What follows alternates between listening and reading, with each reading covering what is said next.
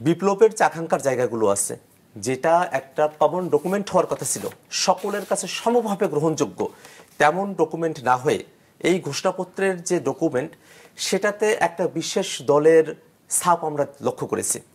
আমরা দেখেছি যে এই ঘোষণাপত্রের মধ্যেই আমাদের 50 বছর ধরে ব্যর্থতার যে গ্লানি, সেগুলোকেও পাট পাট করে ভাগ করা হয়েছে।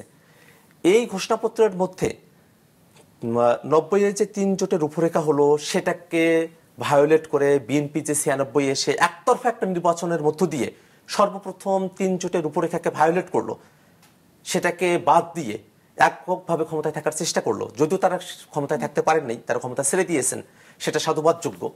কিন্তু তারা যে এককভাবে ক্ষমতায় থাকার পায়তারা করেছিলেন, এটা যে বাংলাদেশের মানুষকে গণতন্ত্রের উত্তরণের পথে একটা বাধার জায়গা তৈরি করেছিল, একটা যে নেতিবাচক উদাহরণ হিসেবে তৈরি হয়েছে, ভরসার জায়গাটা কমে গেছে, সেই প্রেক্ষাপটগুলো এবং 1 সালে ক্ষমতায় আসার পরে নিজেদের মতো করে একজনকে প্রধান উপদেষ্টা করা হবে তত্ত্বাবধায়ক সরকারের। এই কারণে বিচারপতির বয়স 65 থেকে 67 করা হলো, যাতে নিজেদের মতো করে একজনকে প্রধান উপদেষ্টা করা যায়, এবং যার প্রেক্ষাপটে বাংলাদেশে 1-11-এর মতো পরিস্থিতি তৈরি হলো। এই ঘটনাগুলোও তো বাংলাদেশের মানুষকে নানাভাবে তাদেরকে প্রতারিত ফিল করেছে।